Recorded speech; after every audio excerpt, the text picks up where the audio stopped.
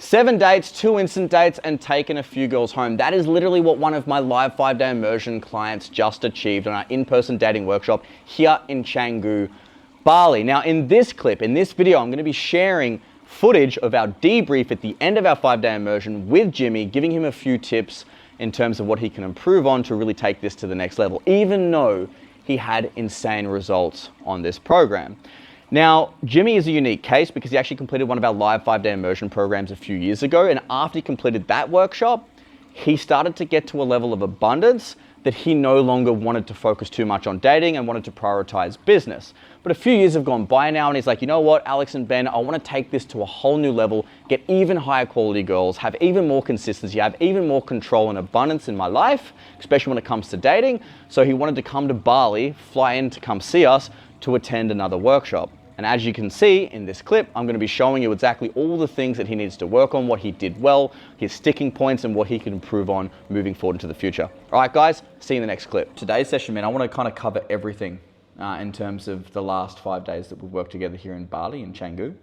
The pros, the cons, the tweaks, the sticking points, what you need to improve on, what you don't need to improve on. Let's just give you an overall view on what's happening. So the first thing I want to mention, bro, is like, it's been epic to watch your overall like progression since 2020, 2021. Was it 2022?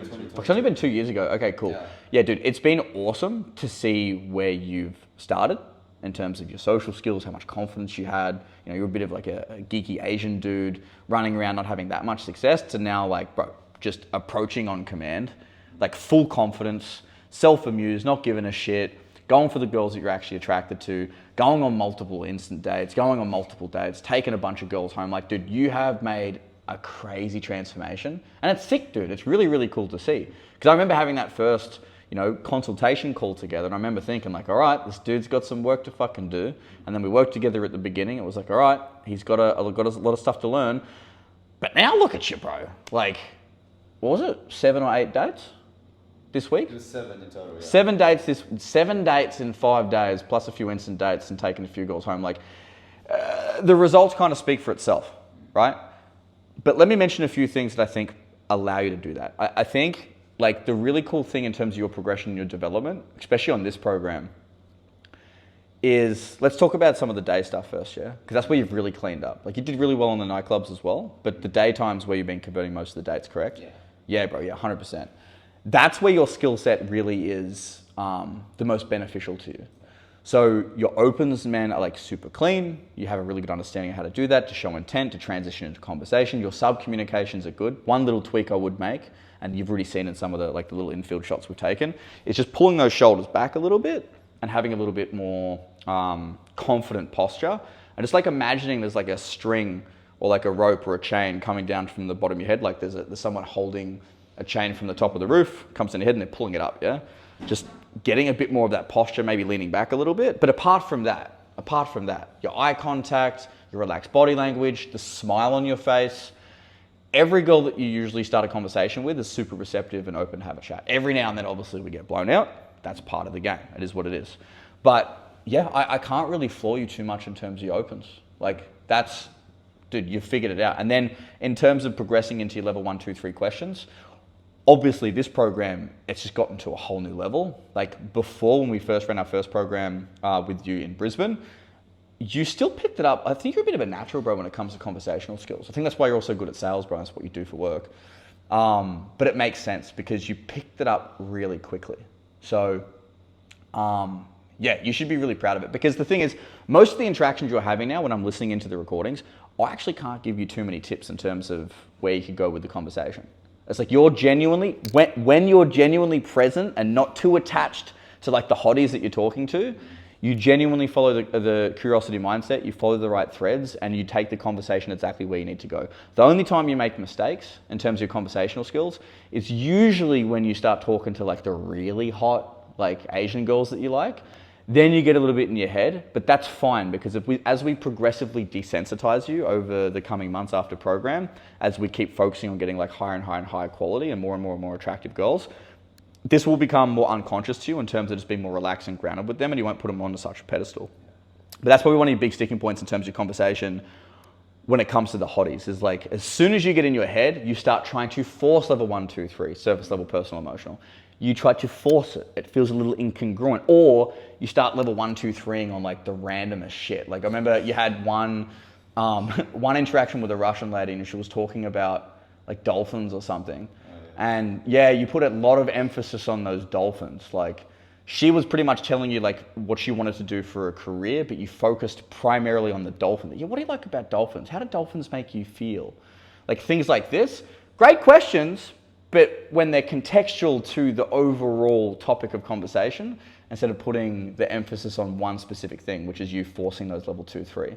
But that's fine because, you know, when you're in your head, you're in your head, right? But when you're not in your head, I can't really make any tweaks to. So you level 1, 2, 3. Like, bro, you literally took a girl on an instant date and at the second or third location, she's crying because you're bringing up some of her like, you know, childhood stuff that, you know, some of the stuff that we teach you to develop like really deep level connections. You used it so effectively that this girl feels so open and vulnerable to connect with you that she's literally crying. Now, I'm not saying for everyone that wants to potentially work with us that you need to be running around making girls cry. That's not the goal here. But when you can really get to the point where you can open people up and they will tell you things they've never told anyone else before. I think she even mentioned like, oh my God, I haven't even told my therapist things like this. And she's paying someone to go and be vulnerable, yet you used our skill set, our frameworks, our conversational skills, and you were able to do that. And also take her home. So, once you're at that point, bro, like you're at a pretty high level of communication. So you should be really proud and happy with what you're doing. And obviously there'll be a few little tweaks here and there. And to talk about some of the tweaks during the day, because you had so many dates and instant dates on this program, the one thing I want you to work on a little bit more, because I can't floor you the conversation, right? That's good. That's great. But where I want you to go a little bit deeper is dating history, sexualizing a little bit on your dates, but also identifying any potential limiting beliefs you might have around her sexuality. Because obviously when you're dealing with Korean girls, Japanese girls, Chinese girls, some of these more traditional Asian cultures, or the demographics, they can be a bit more conservative around their sexuality, and we need to identify if there's any like limiting beliefs or conditioning from her culture or society or her friends and family that may have indoctrinated her to kind of really suppress that more sexual femininity or that sexual side of herself.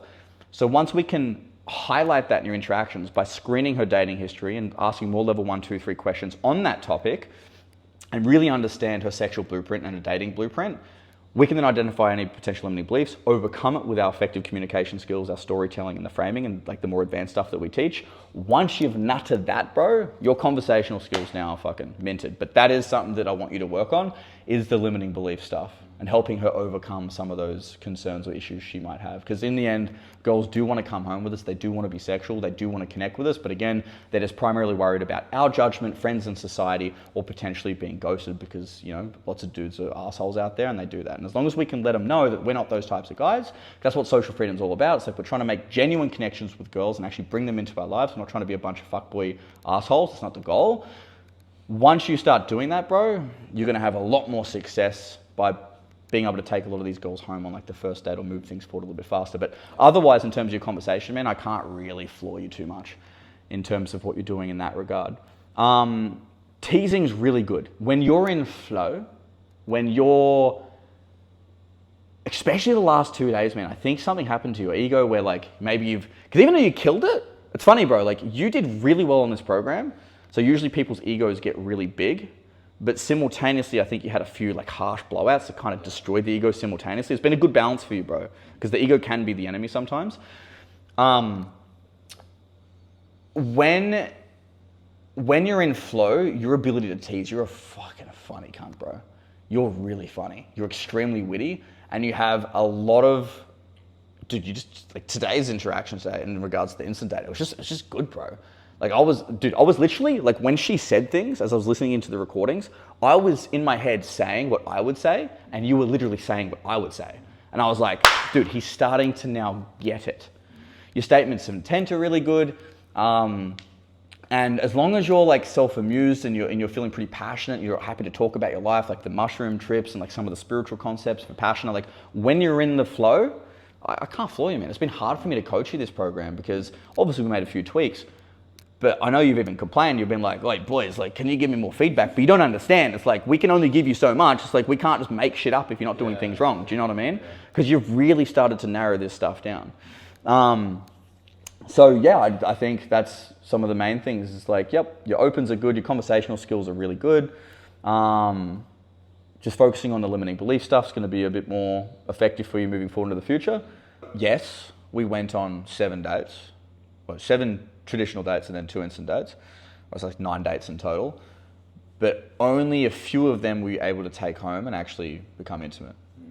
That will be the bottleneck in your skill set, because we're giving you a lot of props, but if we really want to be like a bit more critical in terms of your development and where you could really take this, in terms of just having just that little bit more control and consistency in terms of your dating life, we want to be able to hook up with more of the girls that we're going on dates, at least 50%. Minimum 50%. And to be honest with you, bro, like for me and Ben, doing this stuff for so many years, like I'm up there at like at least 80% of the girls. Like 8 out of 10 girls I take on dates, generally speaking, first or second date, I'm gonna take them home. I have a really, really high level of success with that. And you can do the exact same thing too.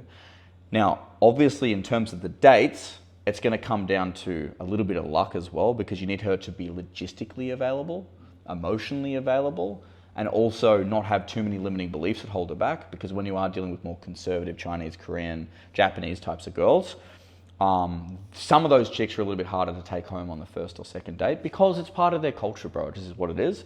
But I think the bottleneck there is just being able to actually go on your dates. Let's talk about dates, because like your daytime interactions, I think we've discussed it enough. I don't think there's too much more feedback. Maybe one more point. Let me bring it back once I get to remember.